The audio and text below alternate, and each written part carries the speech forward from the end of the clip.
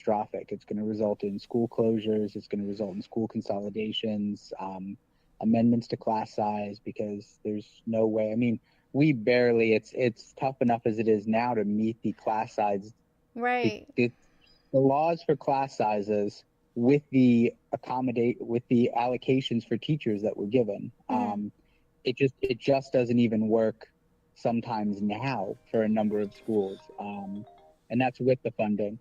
So, I've been politically active and involved. I'd run a statewide campaign a few years back, which is where I kind of got my sea legs and made my way through the learning curve. I made a ton of great connections traveling around the state, and was ready to build this campaign when the time came. I knew from that experience how I'd want to start a campaign, how I needed to build it, if I ever entered again. And for me, again, it was the threat to public education that I felt was a nonpartisan issue, something that's going to impact all families, whether you're Republican or Democrat, and something that I felt needed to be messaged and conveyed so we could get in front of it and stop it before we're feeling the impact and Right. um, So before it this disrupts education for children across the country. this special election really came at a pivotal time for the people in the state of Florida, and you were able to, you know, get out there, and hopefully people have been registering to vote that weren't registered to vote before, and they're going to get out there and get to the polls on April 1st. But also, they have until the 20th, for those of you who are listening, the 20th of March, to request a mail-in ballot if that's the method that you need to vote. I know that obviously as a teacher, education is something that's really important to you, and we are seeing the things that are happening with the Department of Education right now. But something that was one of the hottest topics during the general election was immigration reform and border policy. So we see that immigration is an extremely divisive issue. Democrats, they're trying to they're trying to balance border security concerns with also humanitarian concerns and human rights. What do you think about immigration and protecting, citizenship and the availability for people who are here now to remain here in this country? What is your path forward in terms of immigration and immigration reform? Yeah, I mean it's a complex problem, and most federal legislation is, and it's one of the reasons why I think Democrats have struggled comparative to Republicans in messaging, for a number of years now, because and I'm going to do it here, but we try to lay things out and make it easy for people to understand all the different facets and moving parts and variables. And for the most part, Republicans have pretty much just been immigrants bad, which is a much quicker, easier message to get Right. across to people. Yeah. But that's not the truth. I mean, and one of the major things that we're going to see this year as a result of, the increase in ICE raids and deportations is that, our immigration policies and our migrant labor force that we have in this country is one of the things that keeps prices down. Right, Now, especially in Florida. I'm not saying that that's a good or a bad thing. I'm not judging it one way or the other. I'm just Mm-hmm. saying objectively, right? Cheaper labor creates cheaper goods. Correct. And in a time when the number one concern for people across the state of Florida and across the country was economic relief, was the Yes. cost of food, the cost of services, the cost of housing, the cost of insurance, and an inability to afford to live in Florida for voters here. You can choose to have cheap migrant labor, or um, I'm sorry, you can choose to get rid of cheap migrant labor, or you can have cheaper goods and services, but you can't have both.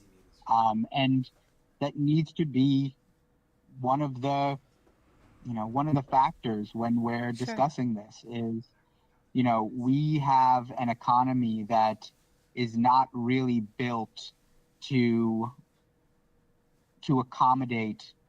Um, we have housing that has gotten so expensive that Mm-hmm. if you run those numbers down, in order for people to live in the places where they work, to do the jobs that create, in our agriculture, that create you know, Well, yeah, inexpensive especially in services or Florida. goods. In Florida, we It have, the math. Yeah. I'm sorry, go ahead. No, I was gonna say the math doesn't math. Like it No, just doesn't work. no. We don't have tiers. We don't have good affordable housing. We don't have additional services for. We don't have enough additional services to support low income families and workers. One of the things I was mentioning with the public schools as Right. well. And so that's a factor. Now, safety and control at the border. We have a very large border. Yeah.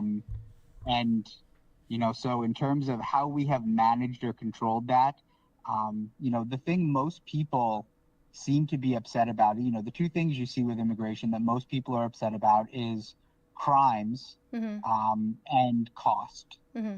And the crime numbers are never as high as people think they are. When you look at the crime numbers for people who have come into the number of crimes committed by illegal immigrants or people in this country, they're always much lower. It's more of an anecdotal thing where someone Yes. is like, they see one story on TikTok or Facebook and they're like, oh my God, that's it. Like it's happening everywhere. Right. Um, Whereas the costs are real and the costs are not associated with the people coming over. The costs are associated with how much money our government wants to spend chasing around the people who come over. And that's a decision that we make. We choose to spend that money. There are ways to spend more money and tighten up the border. There are ways to spend less money and have more services here to support people. There are ways Mm-hmm. to, it's you can choose where to focus your money and your intentions. And we've done it in a very inefficient way for a very long time, Sure. which I think is part of what makes people unsatisfied with our immigration status today. Sure. Um, Something that you had talked about quite a bit in terms of these last two things in your introduction and in that question was talking about the economy and lowering cost of living. Now, mhm. as Floridians, we know that it has become very expensive to live in the state of Florida. One that used to be considered one of the most affordable places. Yep.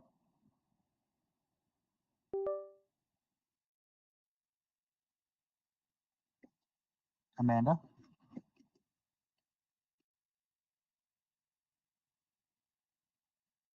can you hear me?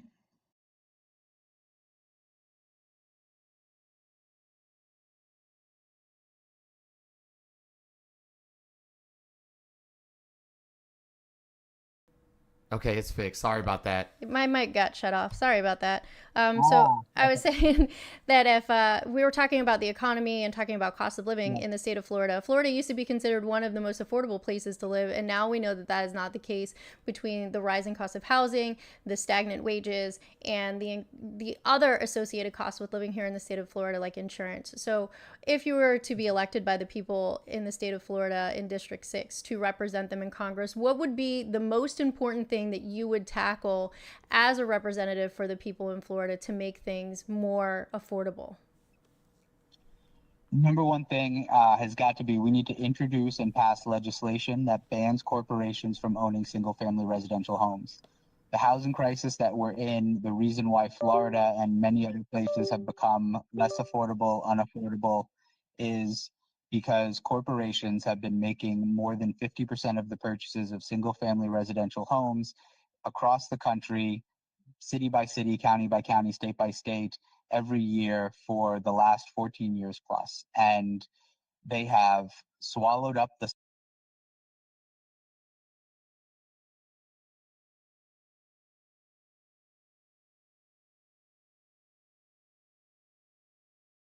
I want to say property values, but the inability to access home ownership. We live in a country where 60% of the people have less than 1 month's rent in their savings account. They don't Yeah, have next month's rent there. yeah, And you're saying that let's say you can even get in at 3% down payment.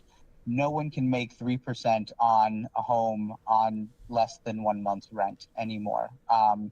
It's Homeownership has become inaccessible, and it is because of corporations buying up and controlling the property and the supply. And it's something that I needs agree. to be it needs to be reconciled. I've gotten into the habit of saying a lot that the state of Florida is the best argument you can make against states' rights, and particularly I'm talking, about all of these areas: housing, education, Right. insurance, internet, things that are states' rights because the Constitution says any power not explicitly granted to the federal government belongs to the states. And, these are things that were not areas covered or governed in the late 1700s. Hmm. But the state of Florida has spent, under Republican leadership in the governor's mansion and Republican controlled legislature for 20 years now, have consistently deregulated the housing industry, making, they deregulated fees for rental applications, Yeah. for the number of application fees, the amount of the application fee, the non-refundable status. They've deregulated for insurance, so insurance companies can drop and add people before and after storms. There's no accountability on them paying out claims in a reasonable time after storms. We've seen the state of Florida, increase the cost and burden on these areas Yeah. to the people living here. And Florida's not the only state. It might be one of the most egregious, but we need federal regulations in place to protect Americans across the country. It's not something that we can just leave to the states. Right. And I agree. And, the state of Florida is very much a place where people come to retire. They come and they live on fixed incomes. Mm-hmm. And so, with the rising costs of like healthcare and, seeing what's going on with the potential of Social Security and Medicare, seeing some financial issues or funding issues in the future, what do you think that you could do to make sure that such a large population of the state of Florida is protected with their healthcare costs and potential financial insecurities? Yeah, so protecting Social Security, Medicaid, and Medicare has become our top issue. This is a district that is 24.9% above the age of 65, so in retirement age. It's over 183,000 people, and they damn near all vote. Yeah. And like you said, living on fixed incomes, and they voted in November for economic relief. They voted because they couldn't afford to live here. And now they're seeing a threat of 28% being cut from their Social Security payment, Social Security that they paid into their Right. entire career. No one opts out of the 6% FICA. Like, No. everyone pays into it. And now it's not there for them in a time when they need it the most. Costs are too high. If you have retirement accounts or retirement funds, they're not looking great right now. Dow's been plummeting over 1,000 points a day for like 4 straight days now. Um, you know, President Trump has already overturned and repealed President Biden's executive order from the last administration that put caps on insulin and prescription drug costs, which is an immediate impact for many, many of our senior citizens, as well as families across the country. Those are laws, those are policies that benefit corporations and harm people.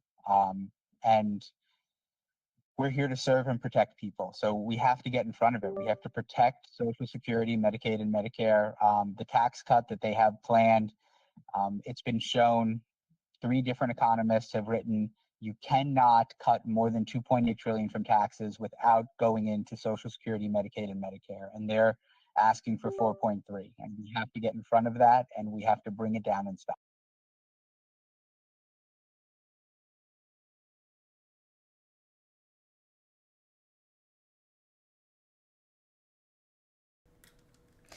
I definitely agree with you on everything that you're saying. I mean, and we're talking about Medicare and all of that stuff, but let's go even to the broader picture of healthcare in general. Mm-hmm. I'm a person who believes that healthcare should be a human right, that everyone should have access to healthcare. Uh, right. We need it. We need it to live. So we're seeing a lot of confusion. We saw a lot of confusion around the election right after and before about the difference between Obamacare and the Affordable Care Act, and people thinking that they were different things. But we know they exist. We know that they're here. Do you see yourself as somebody who is championing more towards like a socialized medicine, like a Medicare for all type situation? Do you see yourself as keeping healthcare privatized like it is now? So my first day in Congress, I will be co-signing this Congress's version of Medicare for All bill. Okay. Having said that, we have to protect the Affordable Care Act. Now, I am not a big fan of the Affordable Care Act overall. I don't think it was the right solution for healthcare for our country. I'm not a big fan of requiring people to purchase something that is not available at cost. I think the requirement to purchase and have health insurance when health insurance is a multi-billion-dollar for-profit industry that acts as a barrier to healthcare, yes, it does, was not the right choice. But many of the provisions in there have allowed more Americans. It has opened up healthcare access to more Americans than there was prior. And the current administration's attempt to repeal the Affordable Care Act this year, another thing we need to be able to get in front of and stop, risks taking a minimum of 40 million people off of their health insurance plans, not to mention all the rest who are going to see rising costs as a result of it. Now, those rising costs aren't the rising costs of healthcare. Those rising costs are additional profits for health insurance companies. Health insurance companies have continued to make billions of dollars in profits since the Affordable Care Act restricted what they could charge and what they had to pay. Yeah.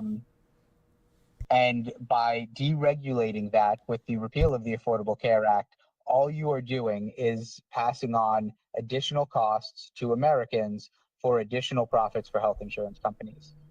So we have to protect the Affordable Care Act until we get Medicare for all. But healthcare is a human right. You absolutely said it. It should be available without barrier for every single man, woman, and child in this country when needed, no question asked. I agree. I have a couple of quick questions to ask you in terms of medical care. That's one of the most important things to myself and I would say the vast majority of American citizens.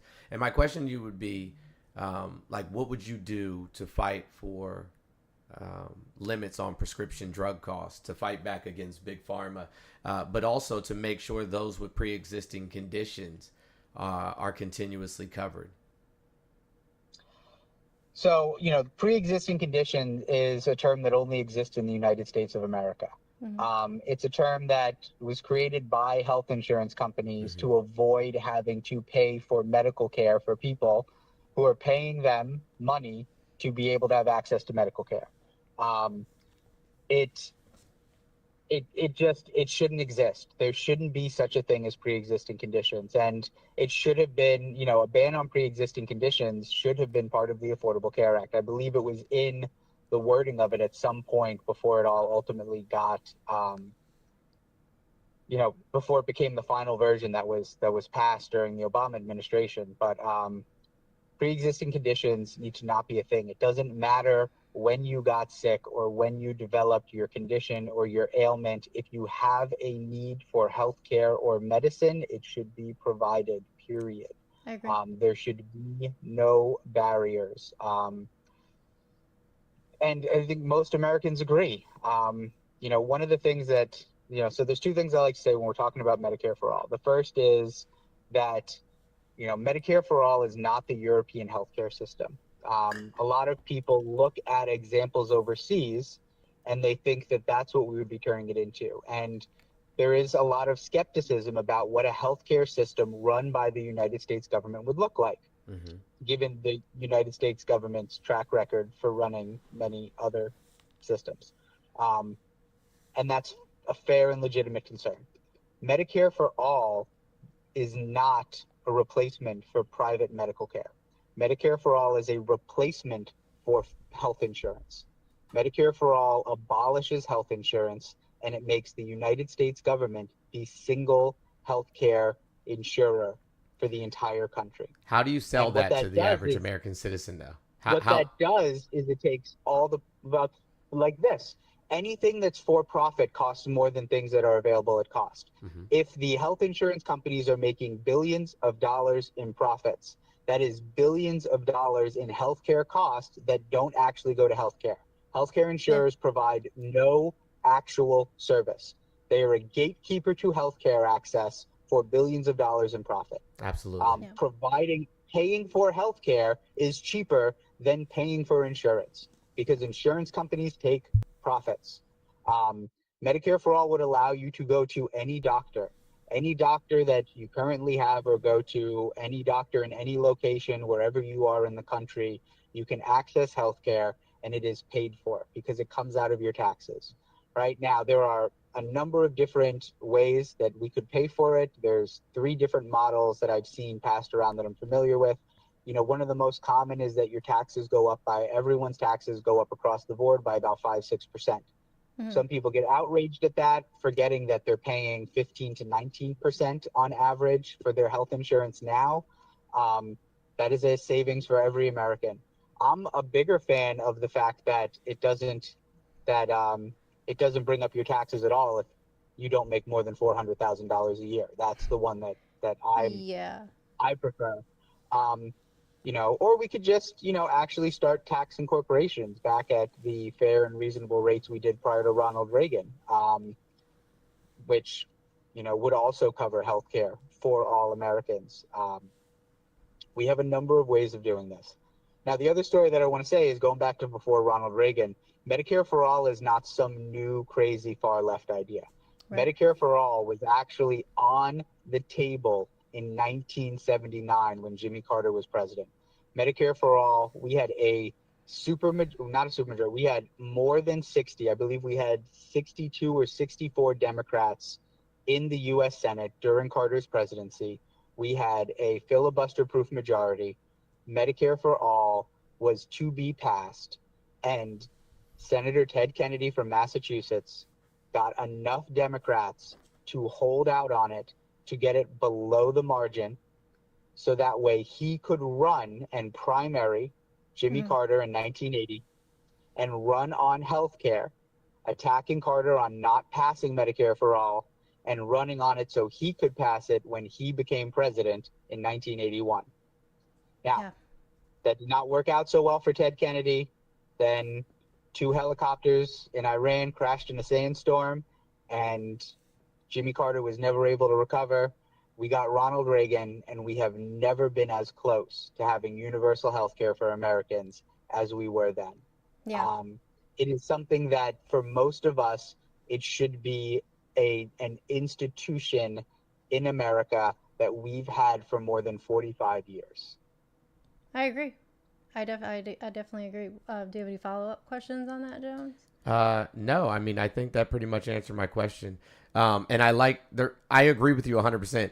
I just wanted to know, like, how you intended to sell that to the average American. See, one of the things that we've recognized, both myself and No Rads obviously work in the political realm, and speak with, engage with the average American citizen every single day. And so what we've learned from this last election is that we've always known this, honestly. The messaging from the Democratic Party is terrible. Yes. And it's not because the platform isn't good. It's not because what they have to offer isn't good. It's because they're not speaking to the level in which your rank and file citizen even can comprehend.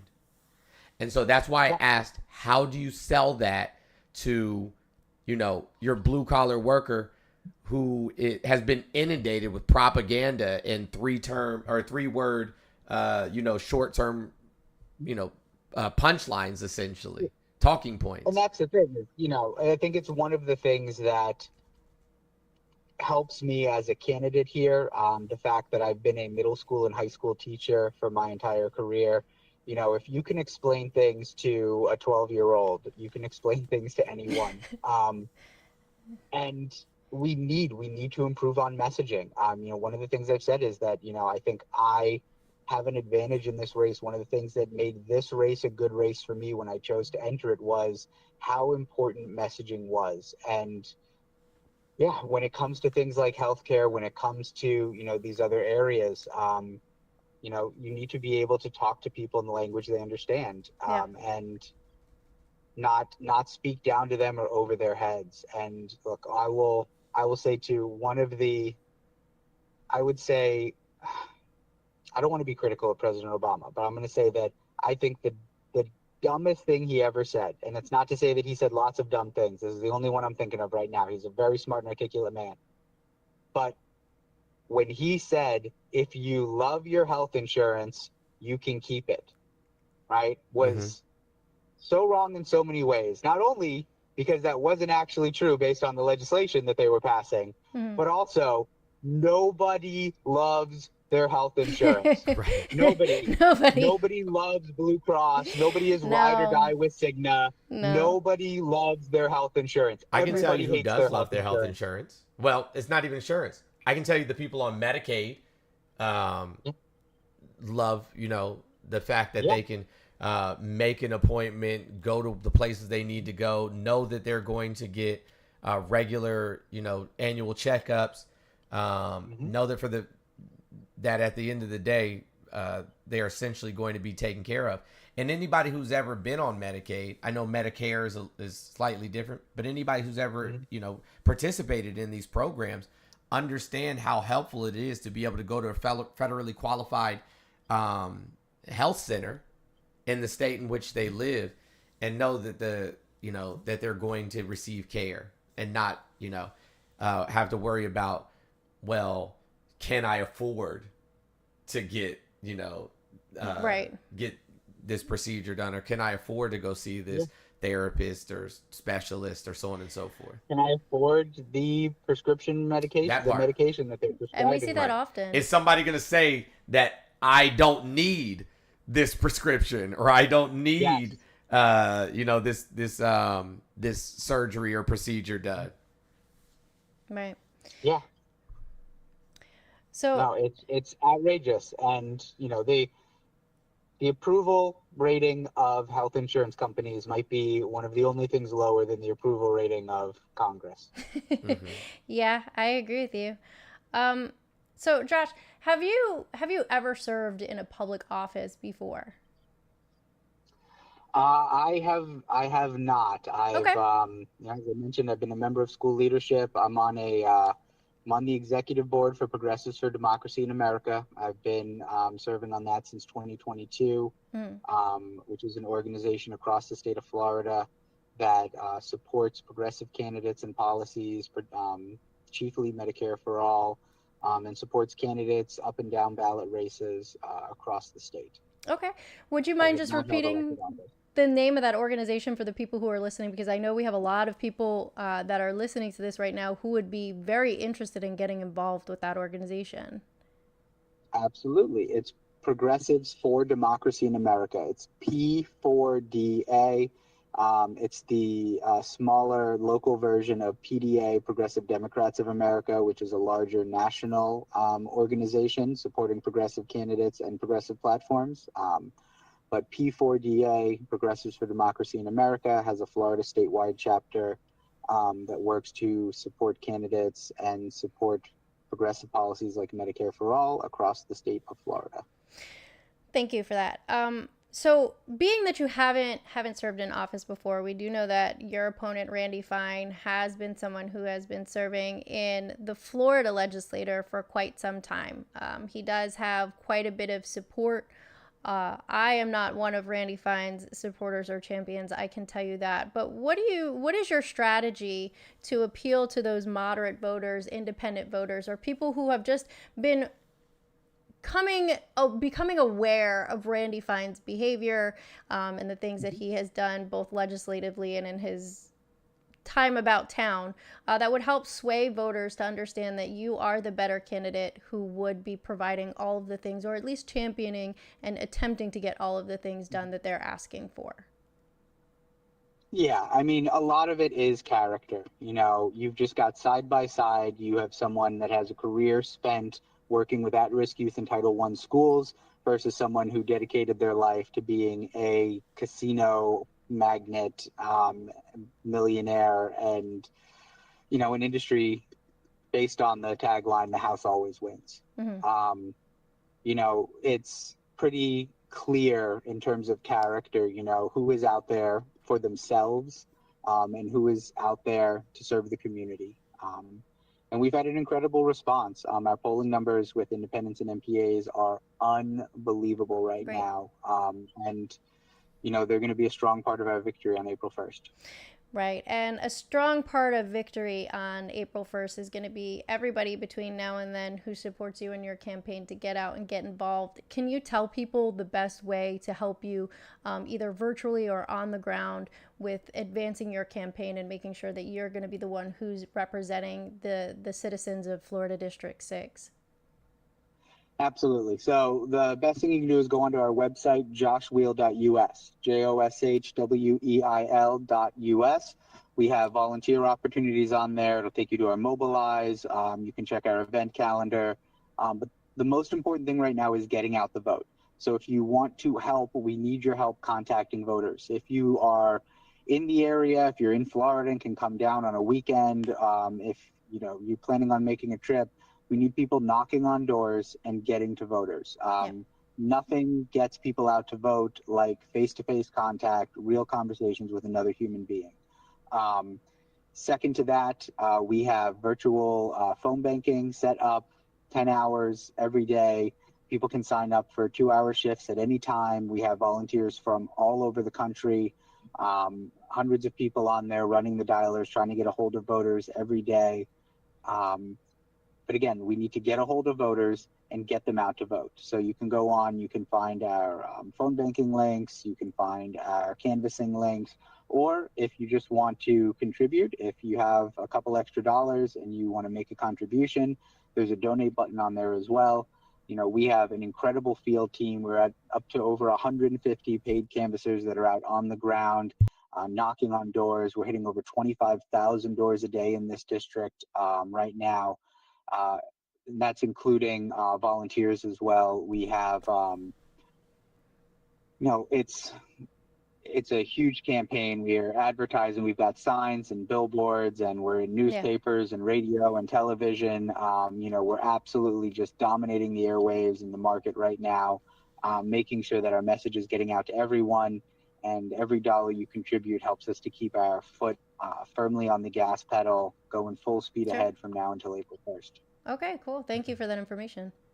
Well, No Rats has given you all the softball questions. Yeah, I did. And I'm going to ask you a few questions that might be a little bit more hard hitting.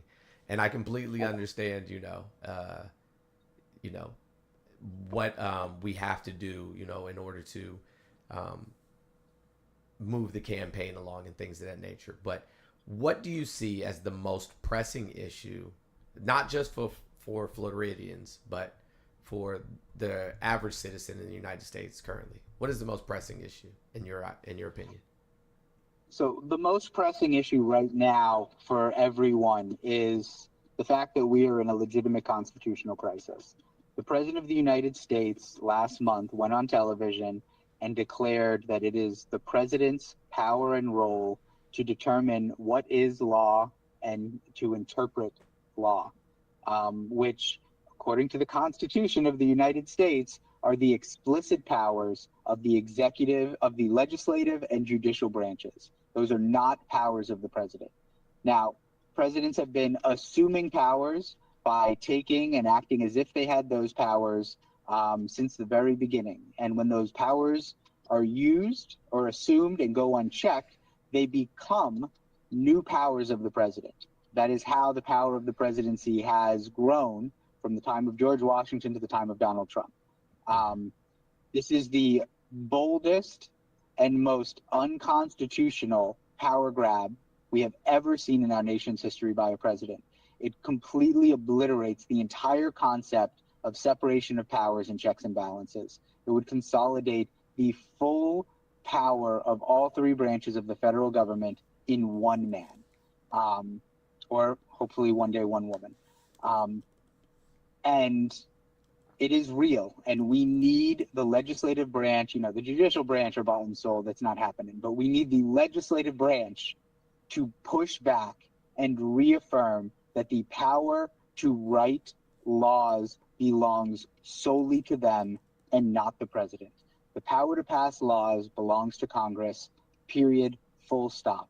And, we need people to understand the threat and severity of this situation if he is to assume those powers and it goes unchecked, what that would mean for the future of our nation and the future of our democracy. A lot of Americans, especially those that are more left-leaning, are very concerned that our Congress people are not willing to stand up to Donald Trump. That's good. They're paying attention. Are you? No, I said that's good. That means they're paying attention. Our Congress has not been standing up. Mm-hmm. Are you willing to stand up to Donald Trump? Absolutely. We have right now, after the November election, we had 215 Democrats in Congress. Unfortunately, due to the untimely passing of Representative Sylvester Taylor from Texas last week, we're down to 214. That means there should be 214 congressmen and women on TV, in their communities, out and about, screaming at the top of their lungs every single day about the threats that are coming and the impact it's going to have on citizens. And instead, there are about 3. Mm-hmm. Now, we've got Max Frost, we've got Jasmine Crockett, we've got Al Green. And the fact that a predominantly white body of legislators is, whether you want to say forcing or allowing, the most marginalized community in there, that they're allowing, and there's just a couple black legislators to go out and be their human shield on this battle, is appalling. Every single Democratic congressman should be out there every single day using the power of their platform that they have to speak this message and help Americans understand the gravity of the situation we are in. I appreciate that. So the exit polls don't necessarily show that abortion was the major issue in November, as a lot of political pundits had believed and assumed that this was going to be Rovember, so to speak. And it didn't end up. Of Floridians supported. Yeah, absolutely. They did. Supported it here in Florida. How do you work to assure that women have bodily autonomy and access to life-saving health care in the future? Well, I mean, we talked about it earlier. Medicare for All is a great start. By ensuring that there are no barriers to health care for anyone in this country, then there are no barriers. We don't get into these nitpicking. The fact that we have a system filled with barriers and preventions of access is one of the things that allows us to even be in this situation. The second is, I think a lot of people, unfortunately, need to be reminded that women are human beings and they are American citizens, and they carry all of the same rights as men and other people here in this country. There should be the fact that we want to, or that, and I mean, not we, but the fact that there is a movement to pass federal legislation that restricts bodily autonomy for half of our population is the boldest step back in, full and equal human rights for, again, 50% of our population in over 100 years. We are essentially trying to roll the clock back to the time when, women and Black people were chattel and not actual citizens. We need every human being. I mean, that's it. We have to stop with exceptions and subgroups. It's honestly, I mean, I'd go to say, the type of work that we've done in our country over the last 2 decades to provide and pass additional protections and supports for marginalized communities, for people of color, for the LGBTQ plus community, we are now seeing how slight those were, because instead of passing new full legislation that takes everyone into account, we passed amendments and upgrades and add-ons that have proven to be far too easy to strip away, as we've seen in the last 2 months under President Trump. Understood. I have a really quick follow-up question to that. There was two Supreme Court justices that said Roe v. Wade was something Settled. that had, already been argued and had The law of the land. essentially, Settled law. Huh? They said it was settled law. Yeah, it was settled law that it had already been adjudicated, precedence was set, and they did not intend to, change that, and then did, which is, essentially lying under oath. But then in addition to that, the Supreme Court has now ruled in favor of themselves that they are able to take bribes, essentially, as long as they receive them after the legislation has or the ruling has been made. Do you have any intentions of combating our rogue Supreme Court? Yeah, I mean, I'm not even sure. Like, the Supreme Court it's in the worst situation that it's been in a long time. And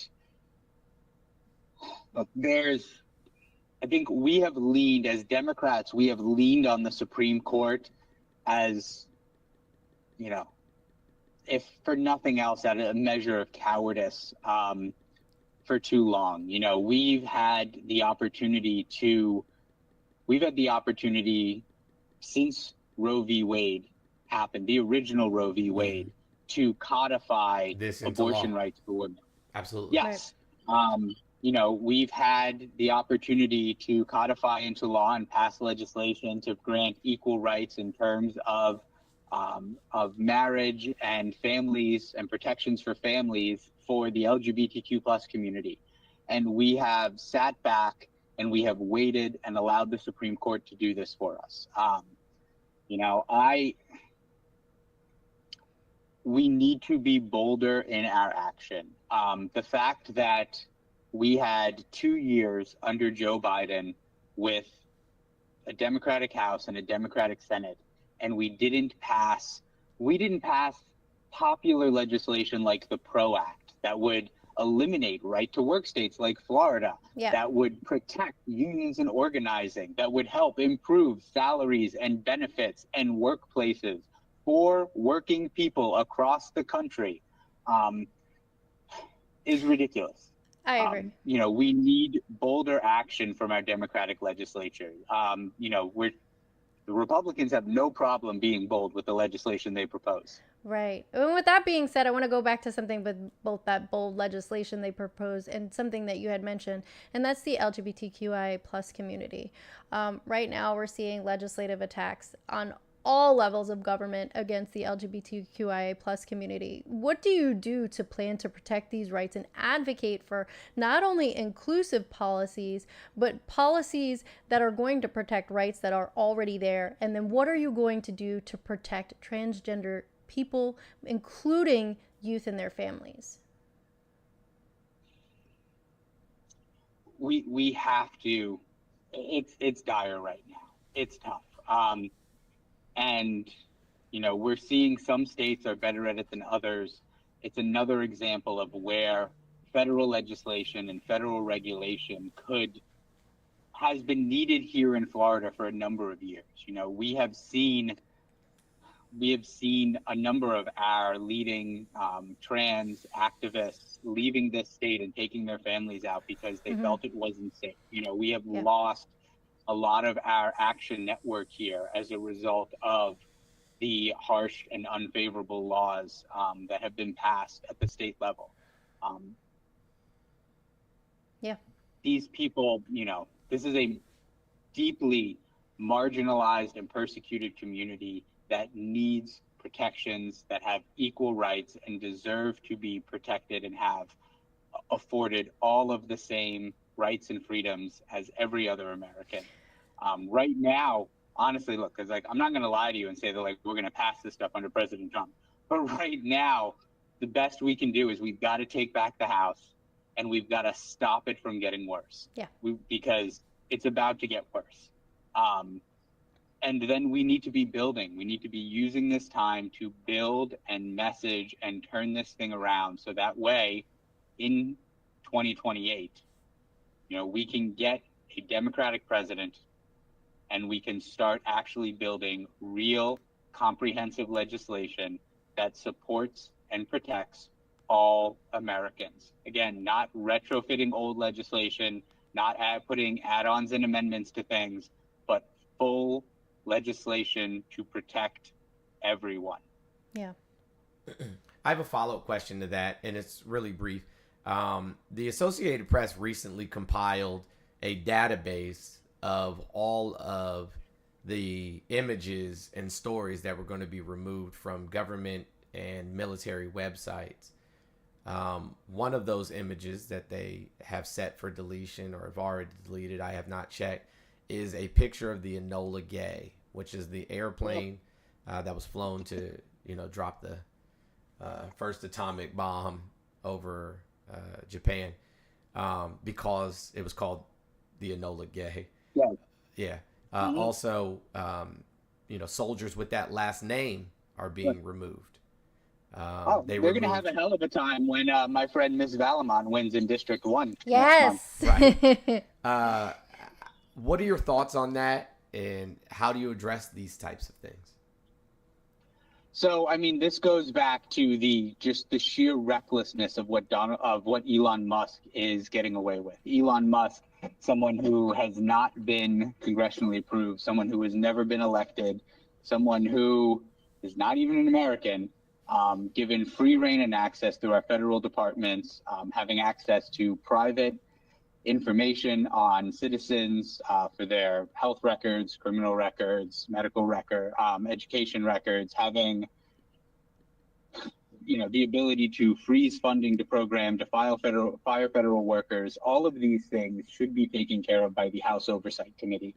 But unfortunately, because we have a Republican-controlled House, the Oversight Committee has decided to provide no oversight whatsoever. And he's been allowed to run free. Yeah. Now, if you were actually trying to audit or improve and look at look at the funding, look at what we're paying for, and try to find waste or fraud, you wouldn't bring, whatever his name is, Donkey Balls or whatever, and other 19-year-old hackers to go through the system.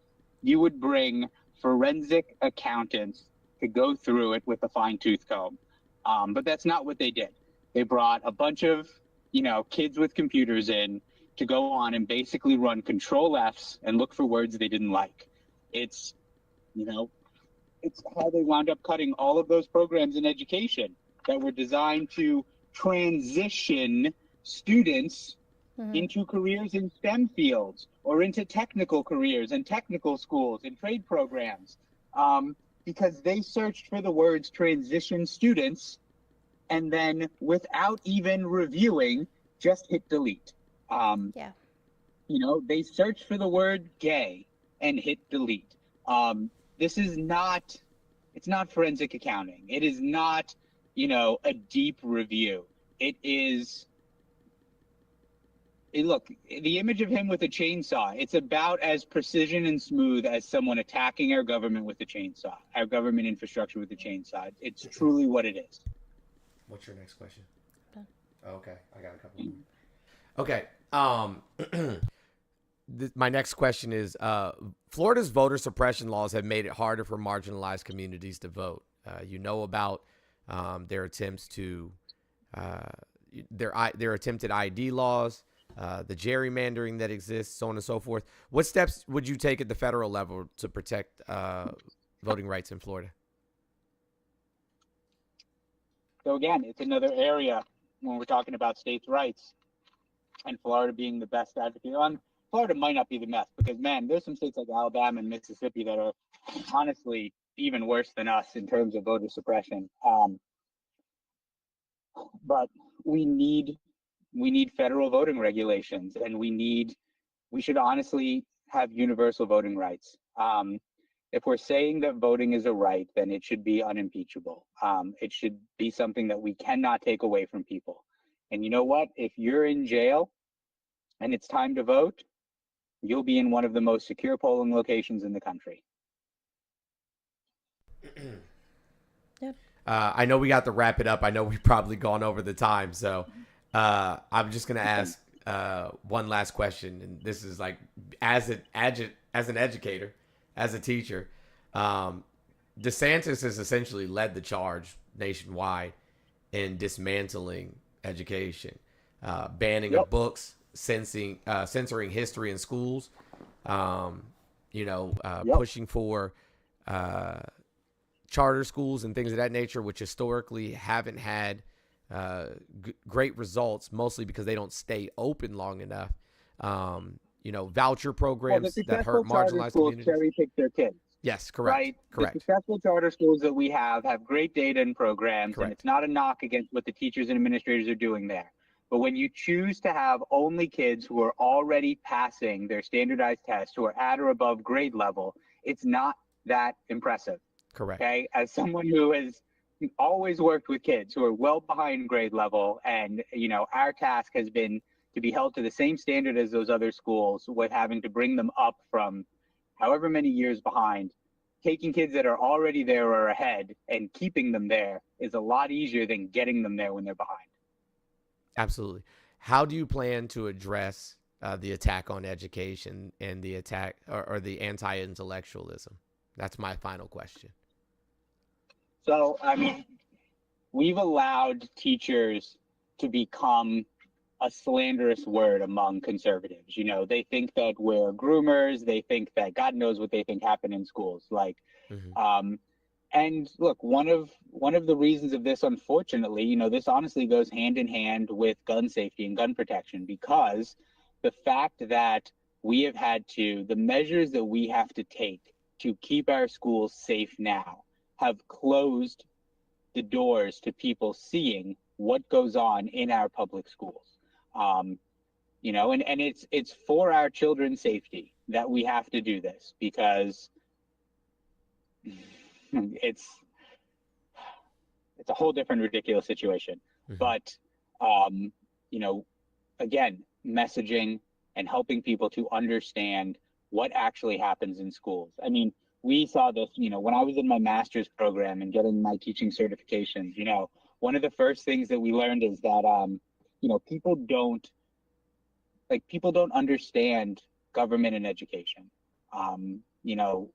The school district, the number one complaints that school districts always get are about their biology class and their world history class, right? And they're inundated every year from angry parents complaining, I can't believe you're teaching this to my kid. I can't believe you're teaching them about these different cultures or these people, or you're teaching them about this or that, or in the human body or whatever. And those things are all in the standards. They're in the benchmarks. Yep. It's state law that you're required to teach those things. Yep.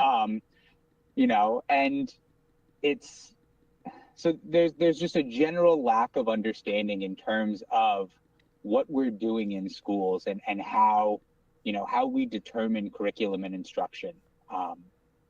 But people need to understand. It goes back to, one of the things we've come back to a couple times since we've been talking tonight is the poor job that the Democratic Party has done in messaging, whether it's in education, whether it's in labor, whether it's in healthcare, whether it's in pick an area. But the poor job that our party has done in messaging has put us in this spot where the programs and services that are the best fit to the needs of American citizens are less popular.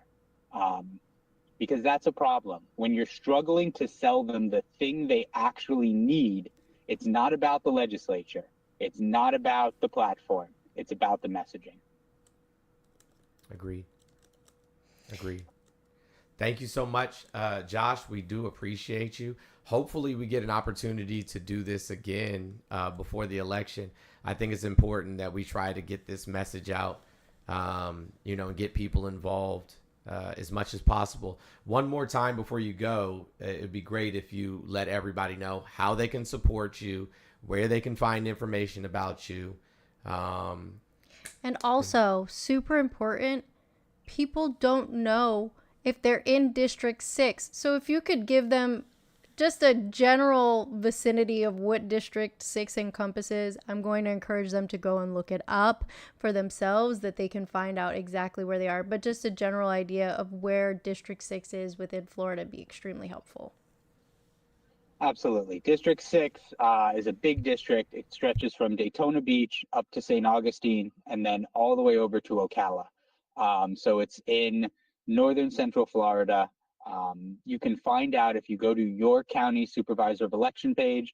District 6 is all of Putnam County, all of Flagler County, and then parts of Volusia, Lake, Marion, and St. John's. So if you live in any of those 6 counties, you can go onto your supervisor of elections page, and they have a link or a quick button where you can find out which congressional district you're in and if you're eligible to vote in this election on April 1st. You can find out more about me, my campaign, and how you can sign up to volunteer or support us at joshwheel.us, joshweil.us. Thank you. Do you have any town halls or anything of that nature coming up soon, or some live Q&As? We have a bunch of town halls. We've got big events. We've got the calendar is stacked, I think, pretty much starting this Friday, going up through Election Day. I believe our event calendar should be live on our website by now. I haven't checked in a day. All right, we'll check it out. Supposed to be on. But we have large music events. We have town halls. We have, I think, half a dozen town halls scheduled across the district. We have large music events and outings, concerts, things to bring the community out, bring people out, so that way we can help message to them and make sure everyone knows that there's election and that they need to vote on April 1st. Awesome, Josh. Thank you so much for your time tonight. It was such a pleasure to get to talk to you and hear your viewpoint on things. I really want to wish you the best of luck in your election. I'm sure we're going to talk again prior to and then after you win. I'm pulling for you. I really am. And again, thank you so much for your time. And everybody, please make sure that you check out Josh's website. Make sure that if you have the time to volunteer, even if it's virtual volunteering by phone or text banking, that you do that to help Josh out, because he's a good guy. And I really like the things that he had to say tonight. So, Josh, if there's anything else that you want to add, go ahead and... That's it. Thank you so much. Right. Yeah, as you said, the deadline to sign up to receive a vote by mail ballot is March 20th. Early voting will be happening in your districts March 22nd to March 29th, and Election Day is April 1st. The most important thing is that we get people out to vote. Yes, I agree. Thank you so much for your time, and good luck to you, Josh. Thank you. All right, have a good one. You too. That was good. That was good. Josh gave us a lot more of our time than we had agreed upon, and so I really appreciate that. I do like a lot of things that Josh had to say. I mean, I feel like some of his answers were politician answers, but Absolutely. A lot of them, you have to be careful about what you say and how you say it, only because people like to spin things and skew things. And we see that every day. When like, well, do you remember when Joe Biden said? It's like, okay, hold on. Let's look at the full context. But I agree with a lot of Josh's viewpoints. Yeah. I mean, a lot You take his face off. is yet to be determined. But what I will say is he seems like he has a genuine concern for the American people and for the people of Florida. Just put our background back up. What's that? Look, put our regular background up. Okay, gotcha. I agree that he's definitely genuinely concerned for the people of Florida, for sure. But I would like to see people who are taking an aggressive stance towards the Trump administration, towards the Republican Party. I think that when we're looking at it,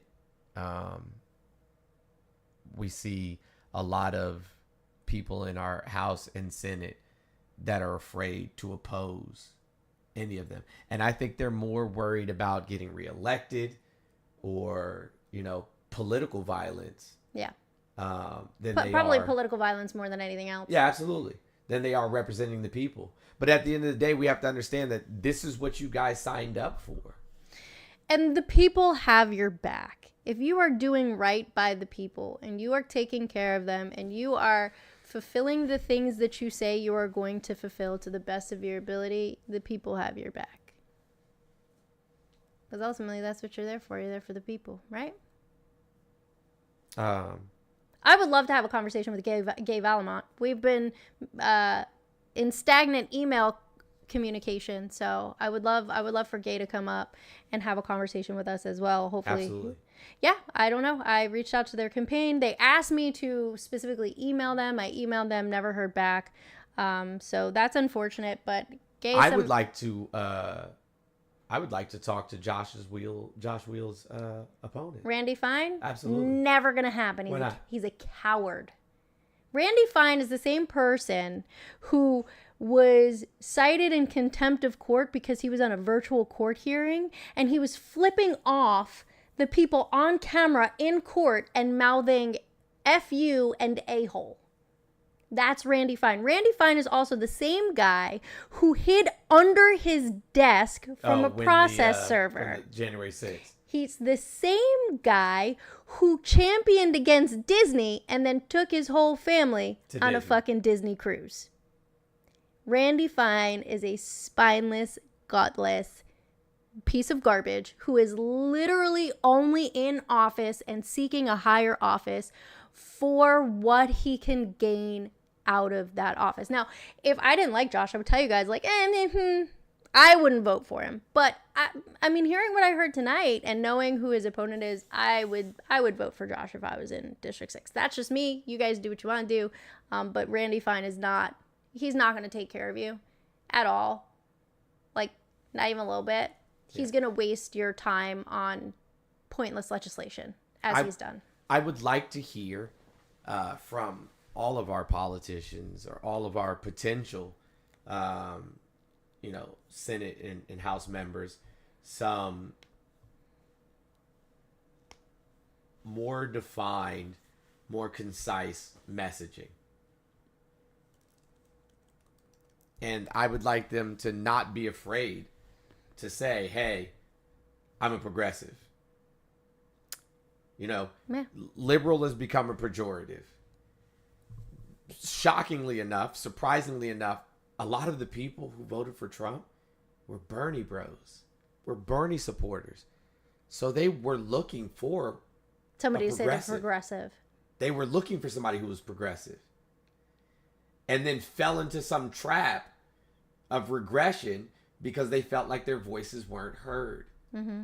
Because they said, we asked for a progressive and you gave us an old guy, Hillary Clinton.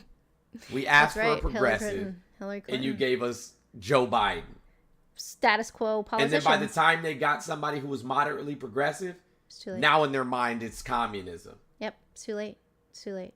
Because you've already disenfranchised that voter. Right. They got 2 election cycles with status quo politicians. Correct. So, I mean, that's what's going to happen.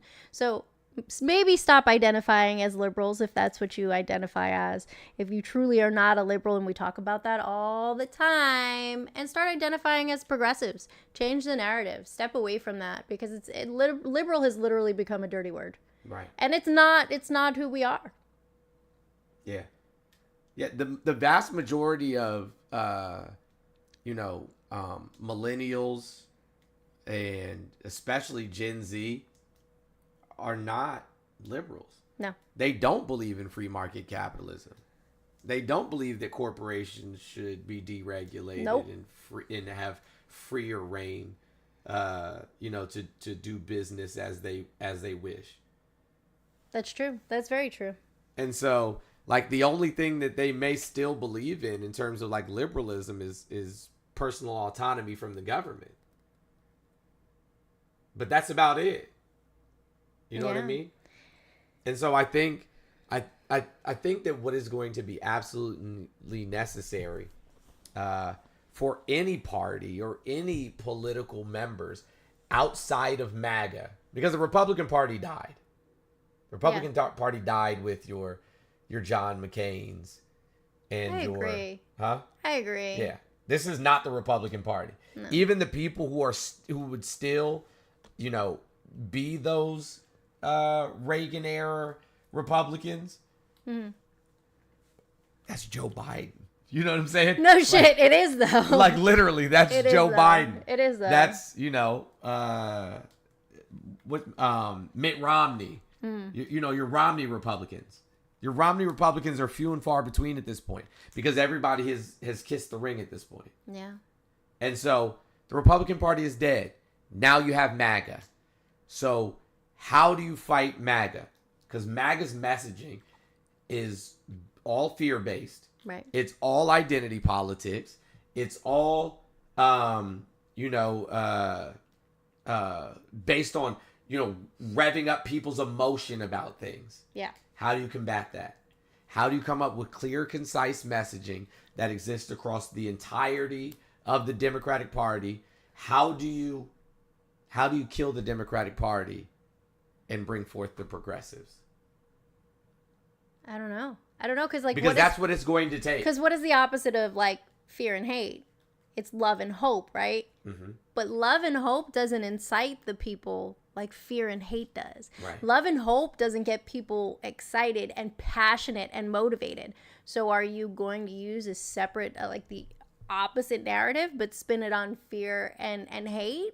That's not helpful either. So I feel like Democrats are stuck in this weird place where it's like, we know what we want to get done. There are many people who agree with the things that we want to get done. There are not enough people because we can't rile people up in that way. Right. Anger, while a secondary emotion, is one of the strongest emotions huge there motivator. are. It's the strongest feeling there is. Right. Anything that happens would happen out of anger more than it would out of something else. Yeah. People can be happy just to be happy, but when you're angry, you do things. Right. Well, I just want to know, at one point in time, the vast majority of Americans were anti-billionaires and anti-big corporations abusing the poor and working class Americans. Once upon a time, that was a common theme across pretty much all demographics. You know, irrespective of what your political leanings were, nobody wanted to be taken advantage of by corporations. Well, again, they got them away from them, but not just on that alone. It was using other things, the fear and the hate of other things, like the Second Amendment, to draw people in. And then slowly but surely, they planted those seeds about corporations, about capitalism and all those things. Like, yeah, we knew it existed, but how many people actually know what capitalism is, right? We ask them these questions, they don't know what the fuck's going on. Right. So planting those seeds and using what they are riled up about as an in is how they did it.